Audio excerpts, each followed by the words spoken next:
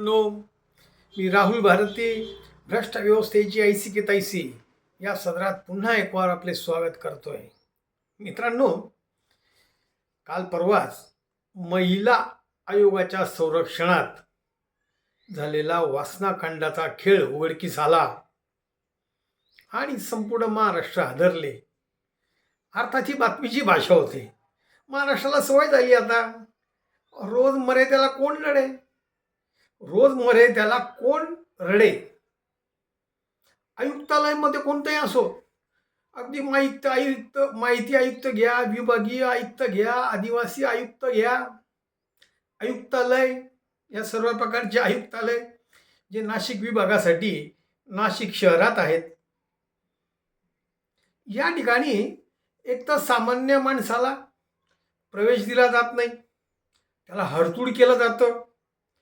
नाशिक मनपा आयुक्त कार्यालयाचा तर मला असा अनुभव आहे की मी 3 वेळा माहिती आयुक्ताच्या बाहेरचे जे बाउन्सर आहे हे अंगावर आल्यामुळे नाराज होऊन निघून गेलो. बरं, 6-7 शिपाई कुत्र्यासारखे अंगावर येतात.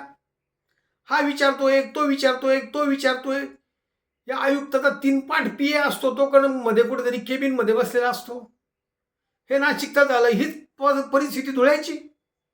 सामान्यांना, ज्यांना तात्काळ आकलन होऊ शकतं, जे अभ्यासू आहेत, यांच्यावर यांचा खास डोळा असतो. या आयुक्ताची भेट मिळवणं म्हणजे मोठं दिव्य आहे. आणि खालचे अधिकारी तर काय, हे भ्रष्टाचार करण्यासाठीच पैदा झालेत. यांच्या रक्तात भ्रष्टाचार, यांच्या स्वभावात भ्रष्टाचार. आणि मग यांची तक्रार करायची तर कोणाकडे? यांचा वरिष्ठतम म्हणजे आयुक्त. अहो, मी धुळे शहरातून 100 कोटीपेक्षा जास्त गौण खनिज याचे अवैधरित्या उत्खनन झाल्याचे स्पष्ट पुरावे, जे पुरावे मला धुळ्याच्या महसूल खात्याकडनं प्राप्त झाले आहेत, ते मी, मला वाटतं, सुमारे 2 वर्षांपासून विभागीय आयुक्त कार्यालयाकडे सादर केले आहेत आणि त्याचा अद्यापही पाठपुरावा करतोय. बरं, हा जो बेकायदेशीर प्रकार झाला आहे,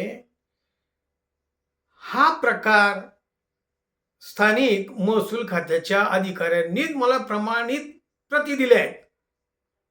काय नाही, आयुक्त याला पत्र लिहितो, तो त्याला पत्र लिहितो, तो त्याला पत्र लिहितो. मला जा धुळ्याला, त्याला भेटा. 3 ते 4 कलेक्टर बदलून गेले. स्पष्ट दिसतं आहे की धुळे शहराचं 100 करोडपेक्षा जास्तीचं गौण खनिज बेकायदेशीरित्या, अवैधरित्या लंपास झाले. तीच परिस्थिती या माहिती आयुक्ताची. तुम्ही कितीही पुरावे गोळा करा, 2-2, 3-3 वर्ष थांबून त्यांच्याकडे सुनावणी प्रसंगी उपस्थित राहा. हा जो आयुक्त आहे 15 सेकंदापेक्षा जास्त तुम्हाला उभं करत नाही. आणि जेव्हा तो बघतो की तुम्ही फारच नेटाने युक्तिवाद करता आहेत, तेव्हा हा भडभुंजा, हा बामटा माहिती आयुक्त कागदपत्रांमध्ये डोकं घालतो, म्हणतो ठीक आहे, कागदपत्र तपासून मी निर्णय घेईल. कुठे निर्णय नाही. तीच परिस्थिती त्या आदिवासी आयोगाची, काय वेगळी नाही. तर हा असा प्रकार आहे. म्हणून म्हणतो, या सगळ्या आयुक्तांच्या दालनात देखील, आत देखील CCTV बसवा आणि यांचं देखील इन्स्पेक्शन त्रयस्थ पार्टीकडनं होऊ द्या. मग असे खरात बाबा किंवा भ्रष्ट अधिकारी, तो अभिजित पाटील सारखे अधिकारी, तो एक नाशिकला कळसकर नावाचा RTO, तो असे अधिकारी निपजणारच नाही. पण मला वाटतं बहुधा शासनाने जी व्यवस्था करून ठेवली आहे, कारण आता ह्या खरात बाबाचं आणि ती कोण रुपाली चाकणकर यांचं हे कान बाहेर पडलं. हे काही दिवसांनी ह्याच्यावर बोळा फिरवला जाईल. ती त्याच्या घरी, ती तिच्या घरी, तो त्याच्या घरी. आणि सगळे आपण किंवा सामान्य जनता तोंडाला पाने पुसल्याच्या दुःखात गुडघ्यात डोकं घालून, गुडघ्यात डोकं खुपसून घरात बसतील. तर मित्रांनो, असा हा सगळा प्रकार आहे, लोकशाहीतला खेळ आहे.